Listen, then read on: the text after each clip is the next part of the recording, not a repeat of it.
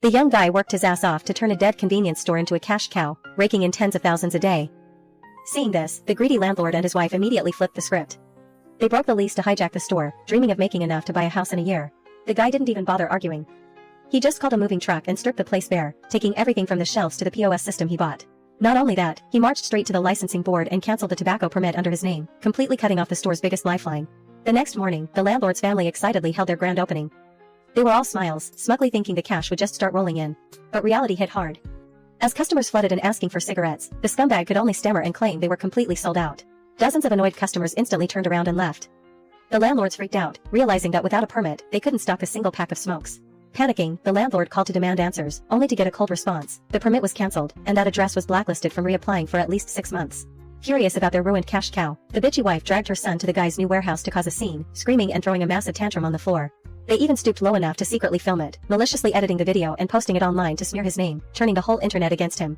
The absolute peak of their scumbaggery was spray painting scammer in bright red right on his warehouse doors, committing blatant vandalism just to piss him off. Right then, our guy eagle-eyed a dashcam memory card that the idiot son had accidentally dropped. It had recorded their entire crime spree. He immediately dropped the unedited, raw footage online. The crystal clear, hard evidence hit the internet like a massive, satisfying slap in the face to those scumbags. Public opinion instantly flipped.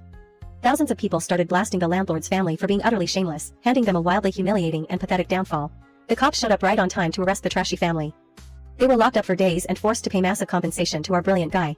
While the villains got what they deserved, his elite business skills caught the eye of a female CEO running a major convenience store chain, who offered him a killer partnership. A massive, state-of-the-art store was quickly built right on a prime street corner. The guy officially leveled up into a major boss with rock-solid corporate backing. His brand new tobacco license was fast-tracked and approved. Everything was set for a brilliant future, completely crushing the dirty tricks of his enemies. On grand opening day, the new store's revenue absolutely skyrocketed, pulling in all his old regulars and completely steamrolling the competition. Fresh out of jail, the landlord saw this booming success and was literally green with envy. Bitter as hell, he lurked around the store for days, looking for a chance to sabotage it. He paid off some local drunk to pose as a customer. The guy barged into the store, grabbed a bottle of red wine, and smashed it over his own head to create a bloody, gruesome scene. The drunk rolled around the floor screaming in agony, falsely claiming the store owner had brutally assaulted him, deliberately causing a scene to extort some cash. They thought their little scheme worked perfectly. Little did they know, the store calmly pulled up crystal-clear footage from 5 hidden security cameras planted all over the place. The footage exposed the drunk's ridiculous, self-directed stunt in high definition. Every single assault allegation instantly unraveled into the most pathetic, blatant lie ever. But wait, there's more. A secret audio recording of the landlord paying off the drunk was also leaked, completely destroying any chance those scumbags had to deny it. Watching his dirty schemes get brutally exposed in front of the cops and a huge crowd, the greedy landlord's legs gave out, and he collapsed to the ground, pale as a ghost. Talk about adding insult to injury, this time, the scumbag was slapped with a harsh 18-month prison sentence for extortion and malicious slander.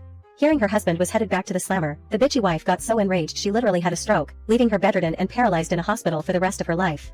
The deadbeat son had to liquidate their house to pay her medical bills. He called up crying, begging for forgiveness, but only got a cold, decisive dial tone in response. The villains finally paid the ultimate price for their bottomless greed. Meanwhile, our brilliant young guy held his head high, confidently stepping forward to build his massive business empire.